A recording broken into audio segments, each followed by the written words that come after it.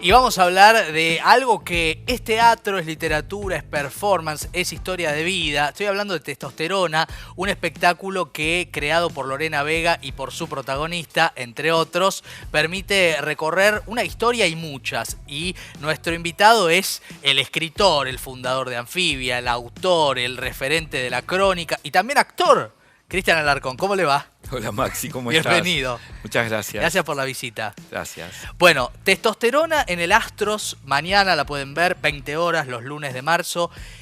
Una obra donde es un juego de tirarse a la pileta. Quiero arrancar un poco por ahí, ¿no? Y de jugar, que es un poco el rol de los actores, ¿no? Viste que en francés actuar se dice jouer, Sí. que es jugar. Y lo aprendí en el camino, haciéndolo con Lorena Vega. Ha sido una experiencia emocionante, inquietante, misteriosa. Lo que ocurre con alguien que a los 53 años decide contar algo tremendo, que son las inyecciones de testosterona para masculinizarme que me dieron entre los 6 y los 8 años en la Patagonia Argentina, pero desde un lugar de una construcción muy compleja y al mismo tiempo divertida, ¿no? Para conseguir este dispositivo que es como una especie de palimpsesto, de gran collage, que funciona muy bien porque lo que está pasando con el público es increíble. Las reacciones de un público muy variado. Sí. Vienen chicos de 16, 17, 18 años, algunos con sus padres, otros en grupos de amigos, pero también vienen millennials de 30 y pico y también los de mi generación y gente más grande. Eso creo que es lo que más me entusiasma de este momento de la obra, después ya de un mes de agotar entradas en el Astros. Que es un teatro grande, además. ¡Enorme! Qué miedo, ¿no? Al principio. No. O sea, cuando uno apuesta a veces, Ahí estamos viendo imágenes. lo hace de modo inconsciente y luego las cosas se vuelven reales. Y por suerte está siendo muy real. Qué bien, ahí estamos viendo imágenes. ¿Cómo te ves? ¿Qué ves cuando te ves? Diría la canción.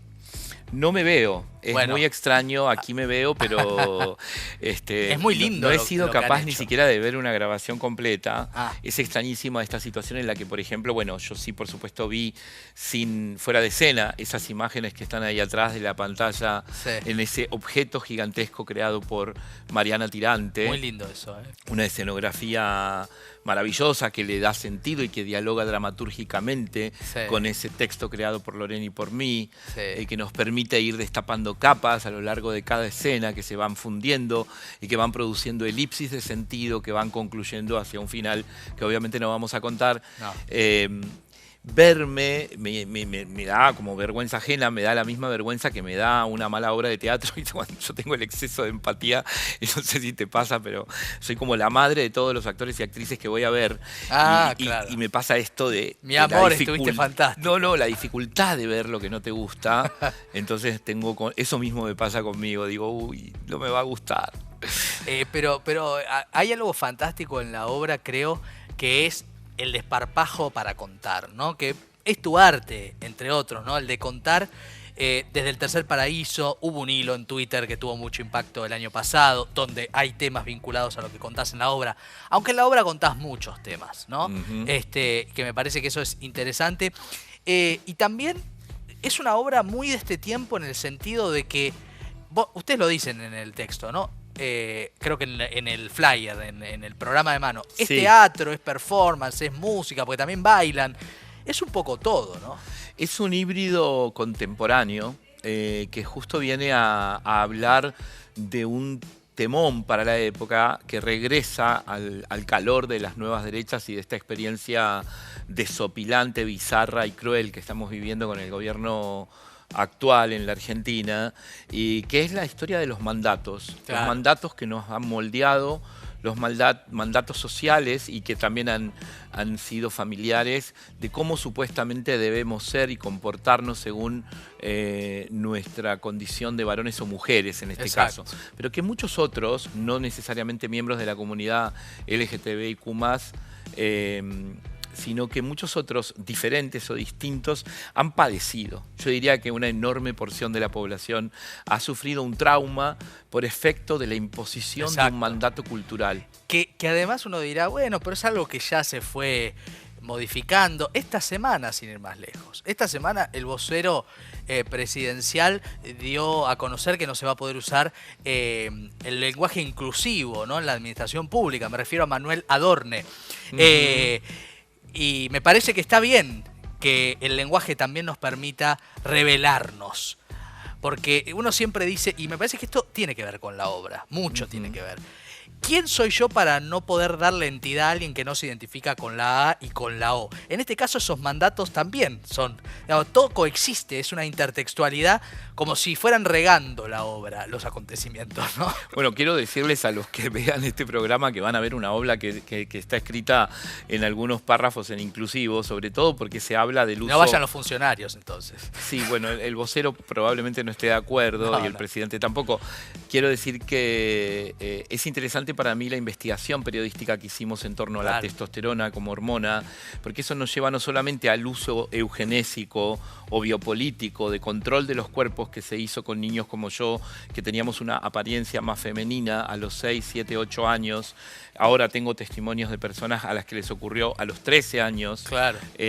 Hoy en una radio a la mañana me cuentan que se habló de un caso en la provincia de Buenos Aires, en el conurbano bonaerense actual.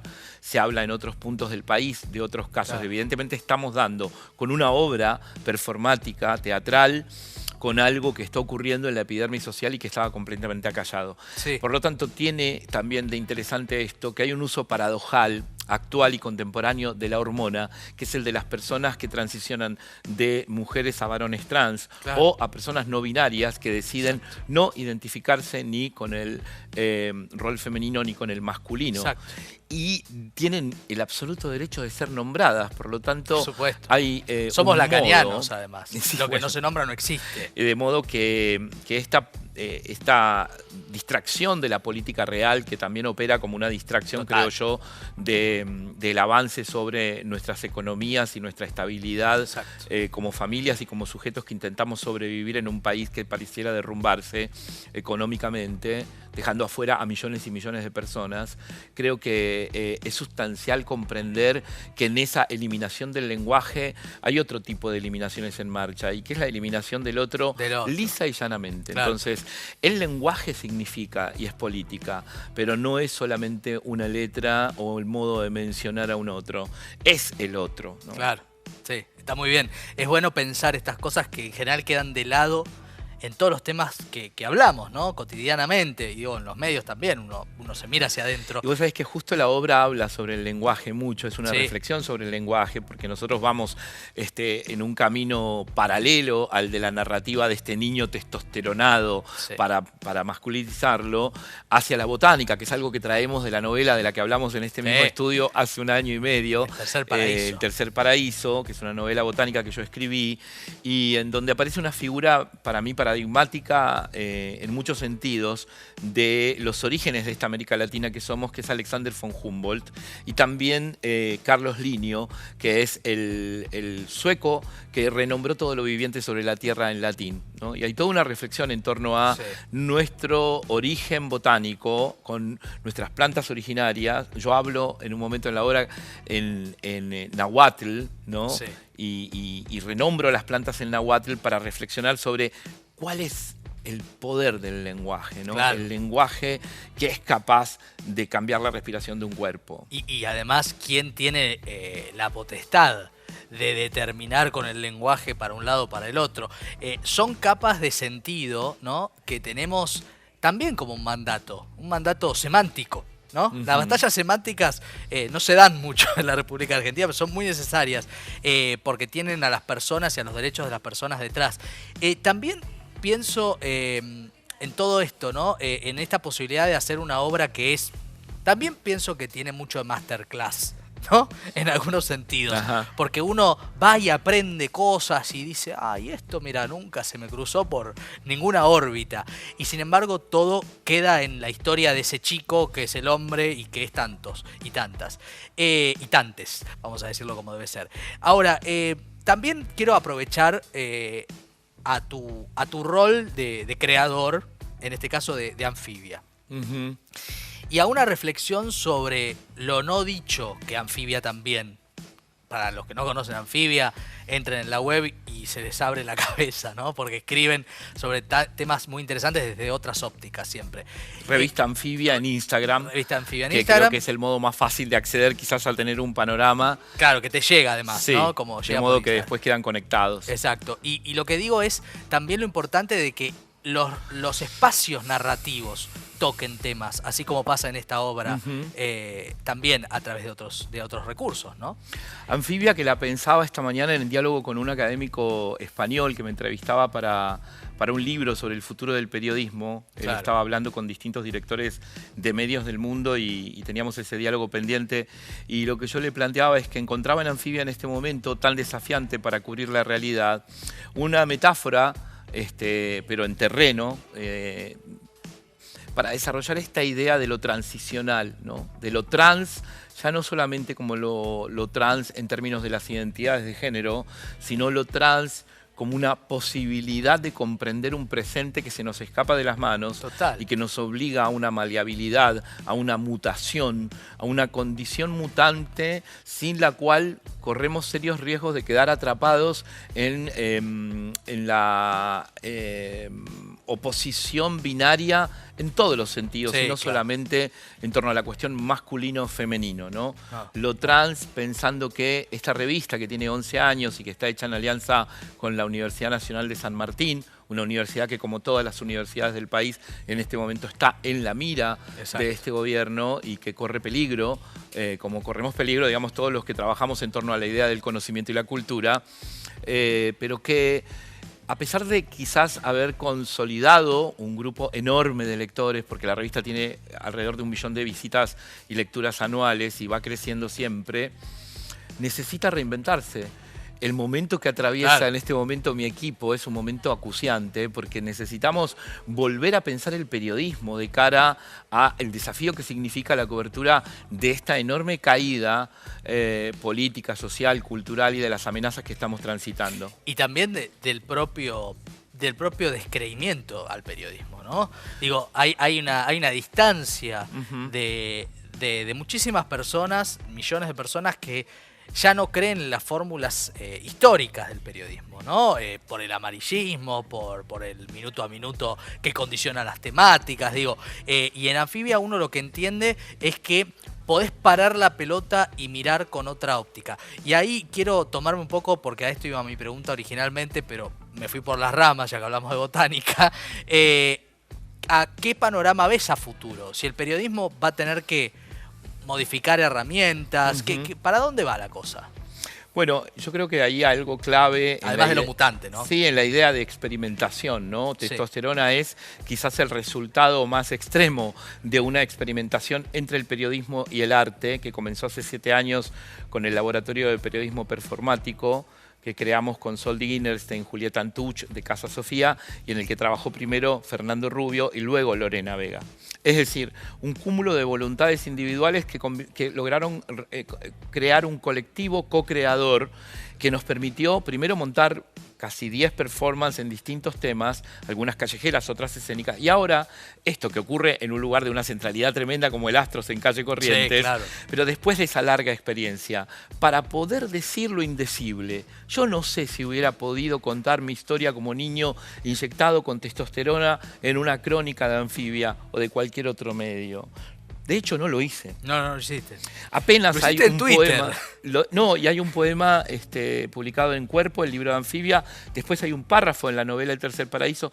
Está por abajo del texto de un ensayo que se llama Nuestro Futuro, que está en un libro coordinado por Alejandro Grimson y ahora es una performance. Y lo que me tiene más alucinado con este momento es que pienso que el periodismo está ante tal desafío que yo necesité hacer ese recorrido elíptico para atreverme ahora, después de 4 funciones en el Teatro Astros de Testosterona, comenzar con una investigación que va a ser un libro de no ficción sobre la testosterona. Como si la materialidad de los hechos que estoy investigando, estos testimonios de otros varones que han sido intervenidos con testosterona para convertirnos de homosexuales en heterosexuales, los archivos históricos sobre esta sustancia que fue sintetizada a comienzos del siglo XX, el uso que los nazis hicieron de ellos, lo que los laboratorios norteamericanos hicieron luego con la información que los nazis les entregaron, este personaje que se escapó y se refugió, el que les inyectaba testosterona a los presos homosexuales de los campos de concentración alemanes, se refugió aquí y vivió muy cerca de este canal. Sí. Todo esto yo no lo había podido agarrar por las astas y de modo misterioso, en este caso es un objeto artístico, una performance teatral, la que abre las puertas de una investigación periodística. Entonces, es al revés de lo habitual, ¿no? Claro, pensar el futuro del periodismo para mí también es pensar en subvertir el orden de las cosas. Porque además debemos asumir que más allá de la tremenda queja a la que tenemos derecho por el momento que estamos viviendo, lo que también nos asiste a los actores culturales con alguna responsabilidad, por ejemplo en mi caso como editor de medios, es a abandonar la situación de la queja para pasar a una acción consciente que nos permita de verdad dar cuenta de la dimensión del problema que estamos enfrentando para dar algunas claves ciertas que no solamente sean desesperantes para nuestros lectores y lectoras, sino que sean material para organizar ese mundo caótico.